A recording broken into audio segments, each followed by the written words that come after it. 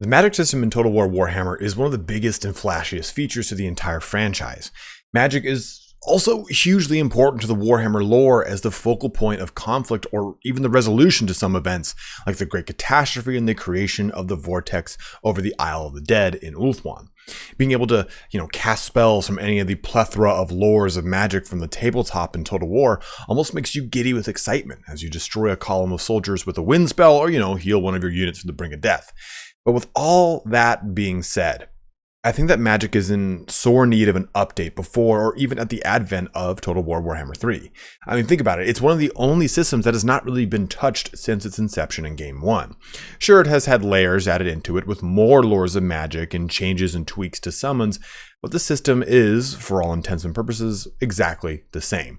Now, I'm not saying here I want to see like a Dragon Ball Z level magic duel with Super Saiyan Techless blasting Majin Mazimundi out of space and time. Nay, I just want a system that has a bit more complexity to it, but on a palatable level. So many games add these layers and complexities to their systems, but I think this can be done very easily.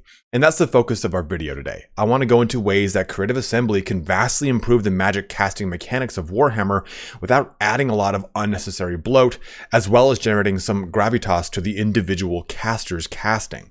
If you'd like to quickly navigate to the topics we'll be discussing, feel free to jump ahead to the chapters listed in the timeline and the description. And as always, guys, if you have not yet pre-ordered Total War Warhammer 3, you can use a link to my Nexus Store in the description.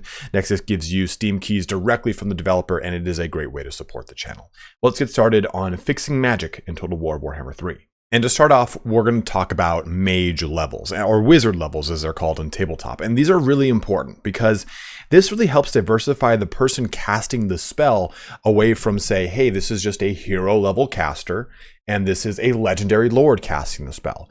For example, if I were to cast, say, Net of Amontok on Techless, it has the same effect or severity as it would if I was just a lowly bright wizard casting it in just a hero level bright wizard. There's no sense of difference or strength or gravitas from spell to spell. It's just simply whoever's casting it can cast it no matter what. And I think that there is some convention from the tabletop levels that can come into Total War Warhammer, but not in a one-to-one. So just as a quick breakdown here, you can see here's an Archmage. They start at level 3 and can be upgraded to level 4. And the way it worked in tabletop was your level determined how many spells you could generate. And if you were level 2, you could generate 2 spells. If you were level 5, you could generate 5 spells. 4 was the max level, but some characters, like Big Daddy Techless here, starts at level 4, but he had the War Crown of Safri that made him superficially level 5, giving him access to 5 spells. So I don't think that we should limit the spells that you can cast in the game. That's not what I'm trying to say.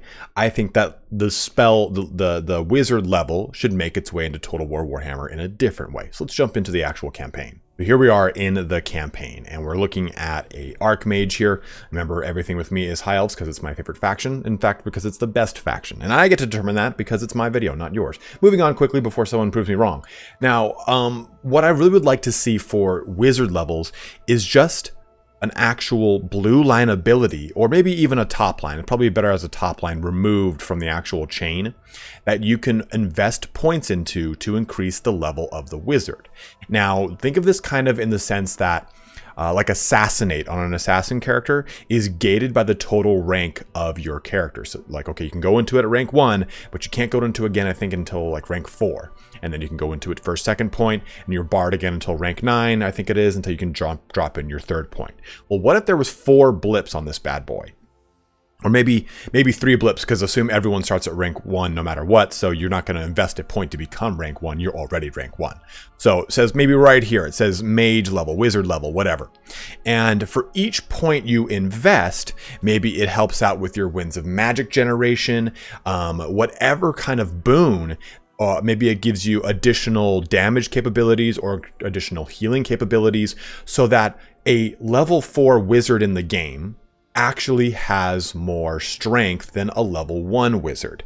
And I'm not saying something crazy here, but maybe it goes in scales of like 4, 8, 12%, or maybe even something smaller like 2, 4, and 8% increase to maybe the recast, the damage, a reduction in Winds of Magic cost, an increase to your Winds of Magic generation, or an increase to your Winds of Magic total.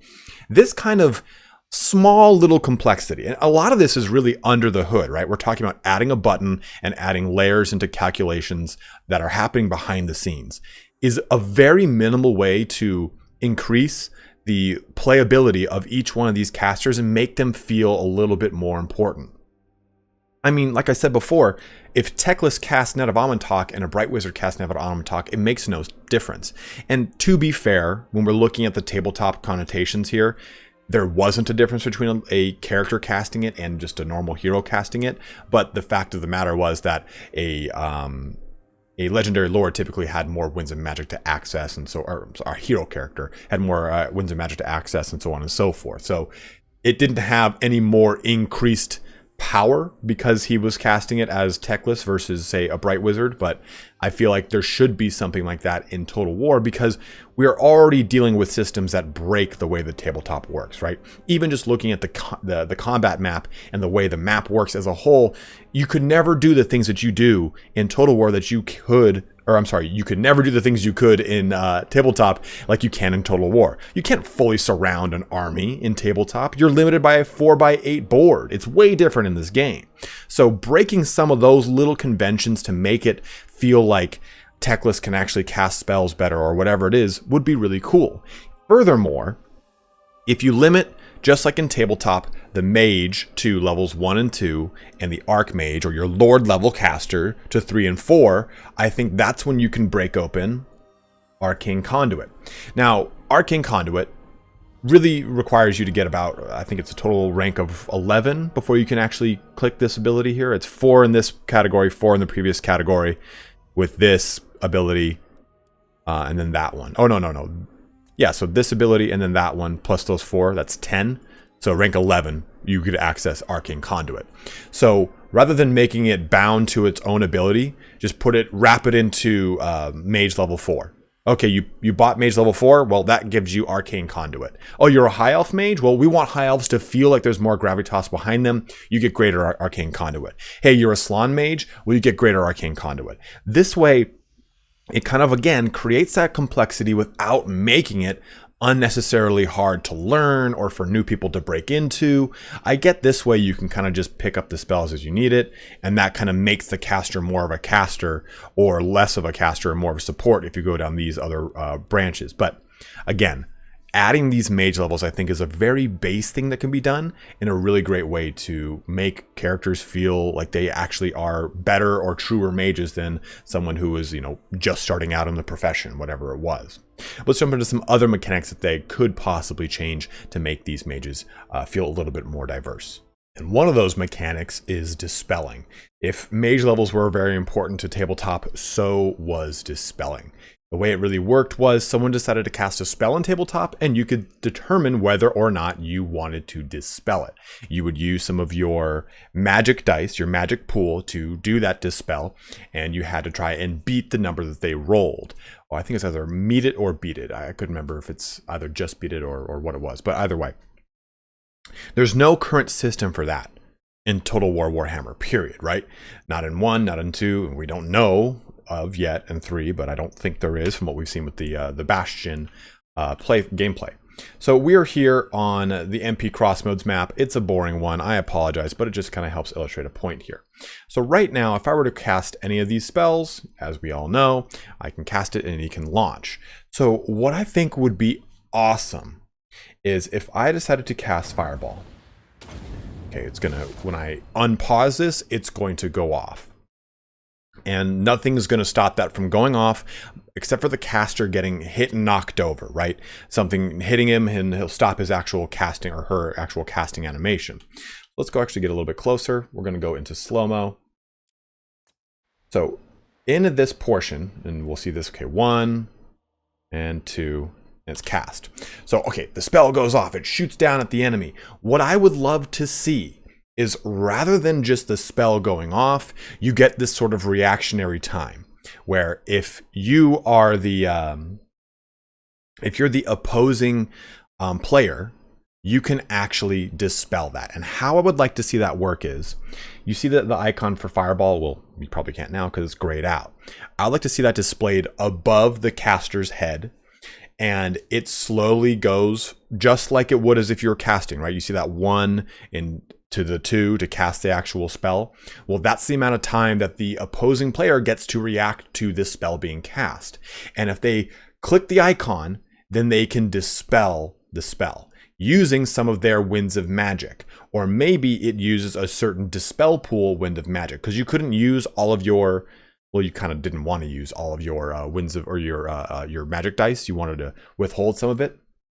I think it was like you could only use 50% or something of the sort.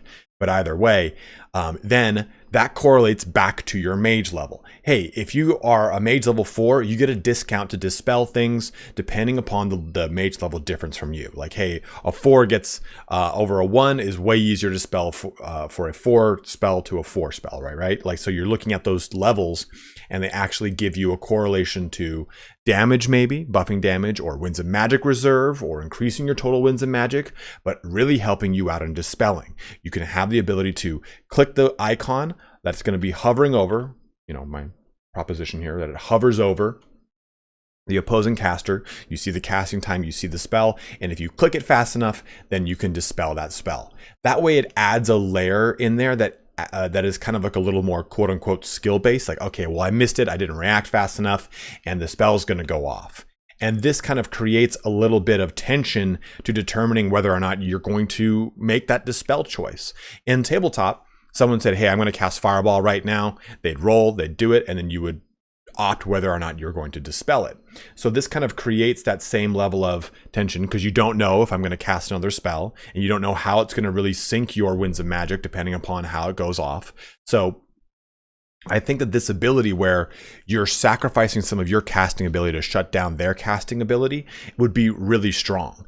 And that's really something that maybe even the dwarfs could do, right? Now that the dwarfs get their new runic magic, it'd be cool if they had an ability to help them mitigate spells by dispelling them with their runic magic in some way, shape, or form. Like, hey, you can shut down a spell, but it basically costs you the same as overcasting a rune or using a master rune. So you get a large recycle on your runes, but it's going to, as a result, allow you to not have that spell hit. The big issue here I see with this proposition is what happens when you have multiple casters.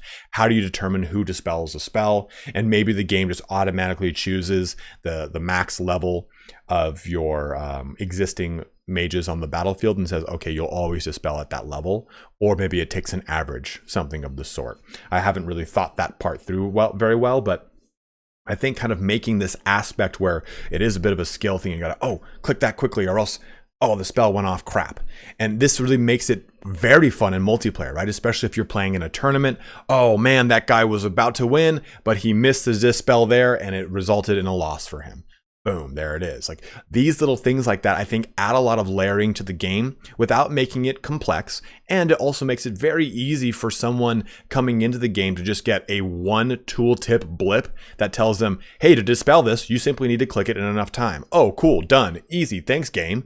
So I think that that's a really cool way to add a lot of layering in further to the magic system. Now, another big thing I want to see happen is a redesign to some of the spells, or at least maybe a tweaking to how some of them work. And this has been requested since Total War Warhammer 2 came out, especially when we take a look at high magic. But some spells just really have too much of a wind-up. They have a very cool spell effect, but I think at the end of the day, it results in a spell that really no one uses because it just kind of falls short of the other spells that can do more damage or more buffing or whatever it is in lieu of it, with less winds of magic too. So let's take a look here at Fiery Convocation. And, quick segue, one thing I also thought of, increasing the level of your wizard could also increase the starting amount of your winds of magic. I started this character and he had like 7 winds of magic, or she, and I was like, god damn, that sucked. But so let's go ahead and cast this. Well, we're gonna have to move closer. But while we move closer, we'll see that Fiery Convocation in and of itself has got like a 9-year ramp up, right? And especially if you're playing in multiplayer, anyone's going to be able to see this and dodge it. So let's go ahead and see. We'll pause that real quick. So, I mean, the AI is going to easily dodge this, right? So we cast a spell. It's going to take 5 seconds for it to even go off. 1, 2, 3, 4, 5. Now it's up in the air. I'm surprised the AI is not moving. Yeah, and like, there you go. And you're lucky if you actually hit units with it. And I mean, yeah, it does a scathing amount of damage in a really good long line. That'd be awesome if it was down the line of a whole entire army. And you could argue too that, hey, this gives the actual player a chance to react. But if you compare this ability to Burning Skull kicks off almost immediately and rips down range. I guess the converse though is that Burning Skull moves at a slower rate than Fiery Convocation.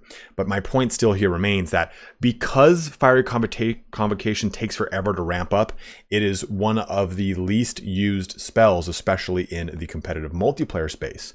And again, we should not always be balancing the game for multiplayer and not balancing the game exclusively for single player, but also making it so that this spell sees more playtime and other spells similar to it because some of the base operations of the spell is not its limiting factor. I'd rather the limiting factor be its Winds of Magic cost, its damage, or maybe some other factor related to its actual attributes and not an animation. If the animation is what's gating us from using it, it becomes a little less fun. So I'd like to see this and a number of other spells similar to it not have less of a ramp up time and more of an actuality. Maybe even reducing the total damage of this thing does so that it actually hits more often. I'll take the ability to use it and have it hit versus using it, have it rarely ever hit, even though it does good damage, whatever it is. But I think tweaking the existing spells by either speeding up animations, tweaking behind the scenes, stuff like that, is again, minimally invasive ways that CA can really ramp up and change the Magic system. Now, another mechanic I'd like to see would be with overcasting. So let me see if this, or miscasting for that matter. Let me see if this goes off. Okay. So there you go. The miscast happened, but you'd really not assume it did. Like, you barely know. The guy, or I'm sorry, the girl in this case, was knocked over. She got a little health knocked away from her health bar, and she recovered. Now, there is a mod that exists right now wherein you download the mod, you install it, and when there is a miscast, it's a huge explosion. Even then, I would like there to be maybe more of a vocal cue so I could know that there was a miscast. And I thought in miscast that they didn't actually go through the spell in the game. It looks like they do. That's just, I guess, a lapse of memory on my part. But for miscast, I'd like if there was some sort of vocal cue, something that told me that there was a miscast to explain why a chunk of health is missing from my caster. Miscasts were pretty important in the tabletop because it was a huge risk to overcast, well, not really overcasting, but to really go, deep when it came to casting and using more dice, because if you resulted in a miscast, there's a chance your guy would just outright die and blow up. A number of things. Now, I don't expect the whole miscast table to enter the game. That's a little too much, but just something sort of like a vocal cue or a visual flashing to let me know that something resulted in a miscast. I think it would help me as the player to understand that it happened and even maybe understand that the mechanic exists and it can happen. Because for the longest time, I actually didn't know when I was playing Total War Warhammer 1 that miscasts existed. It actually took me a little bit of time for me to go, oh, that's why my character just lost a chunk of health. So even if it was just maybe the icon flashes red, or you get a little thing that says, when it says your warrior's rallying or they are fleeing, maybe there's something just said your wizard had a turbulence in the winds of magic, or just something like that that gave me a little context clue. A small thing, a very little quality of life that would give me, especially as a new player, an idea of how miscasting works. Now that we've talked about some mechanics, it's worth mentioning how the new lores would probably operate in Total War Warhammer 3. And we've already seen the lore of Ice, but we know that Ogres get lore of Great Maw, the Chaos Dwarfs get the lore of Hashut, which are two things we haven't seen just yet or even heard about. But we do know that Cathay is going to be getting the lores of Yin and Yang, and that Kislev is going to get a second lore of Tempest as well. We also know that the Ruinous Powers have lores of Tzeentch, Nurgle, and Slaanesh. So we have a lot of lores coming into Total War Warhammer 3. So will we start to see a difference in the way that they are executed? And by just looking at some of the mechanics behind lore of Ice, I think we'll start to see some things that are a little bit different. We get some differences in the lore of Ice's abilities that are not strictly kind of carbon copies of other portions of existing Magic lores. So that's nice to hear. But I think that all of what we've talked about so far today would help uplift the lores that are coming as far as like making some additions to the overall spellcasting and the feel of spellcasting in Total War Warhammer, since it is so one-dimensional right now. It just kind of feels like any caster can cast anything, and even with these new lores, especially stuff like Slaanesh and Tzeentch, which really deal with changing the way the armies operate and how, okay, you're going to take control of this unit. These units are all go berserk. There's a lot of, mental play with those two lores as it befits their ruinous patrons. So I would really like to see the future spells for Total War Warhammer 3 really break the mold in a really crazy cool way. And I guess you could make the argument too, much in the same way that some of the newer lores did with the inception of Total War Warhammer 2. So that continuing of pushing the boundaries of making these lores cooler, but also loreful at the same time as we get into the third and final iteration of Total War Warhammer. But there's one final point I want to go into, and let's just jump on that for our conclusion of this video. And that's really on, how would this be incepted into the game? Would it be an FLC via an update or a patch? Or would it be a DLC with an actual set number of things added to it? And my obvious inclination here is just make it an FLC, especially with some of the stuff I've talked about. It's really like base level, almost a mod could fix it and do it and add it into the game level of addition. But let's say Creative Assembly wanted to go really hard and make Magic get a really big, huge overhaul, and not just simply these quality of life updates, make new graphics and make new overall things, make a new mode, whatever it is. You already have that kind of existing in the Storm of Magic supplement that came out in 8th edition Warhammer Fantasy. And it was, in all honesty, an amazing supplement. Basically, it was a game mode that pit two sorcerers together. I think you were fighting over a tower or something of the sort. But basically, you could take onto the battlefield these scrolls that allowed you to summon creatures that your army otherwise wouldn't have. This is where we get a lot of the bigger, crazier things that were from Forge World that were able to come into Warhammer Fantasy with direct supplement support from Storm of Magic. So if they wanted to do a Storm of Magic DLC, which touched every single race and added a lot of cool things and flavor and graphics and changed a lot of the mechanics of existing spells while also adding graphical elements and new assets, I'd be all for it. That's why, if they did it from a DLC perspective of adding a ton of stuff, it could work. But I think if we're just talking about everything I've mentioned so far, it's really, like I said, really base things that even a mod could take care of. So I think if it was done, it would need to just be done through an FLC style update, or hey, this is the Winds of Magic update and this is your Total War access. Here you go. Everyone now gets like a plume in their hat and you can now make a wizard level 5, whatever the hell it is. But go ahead and let me know what you think in the comment section below. Do you think that Magic is at a good place in Total War Warhammer and we just needn't touch it? Or do you think that some of these ideas are better than the rest and the rest can just be thrown out? Do you think that the Mage Levels makes more sense? Or, I would really like to see a really good vocal cue or something for Miscast. And just so we're clear on vocal cue, I'm not saying bring in all the voice actors of all the mages. I'm saying maybe the advisor goes, oh, the Winds of Magic, something like that. Something very, again, minimally invasive. But as always, guys, thank you so much for watching here today. If you have not yet pre-ordered Game 3, like I've said, you can use the Nexus link in my description. But don't forget to like, comment, and or subscribe. All these things really help me out in a big way. But as always, have a good one and take care.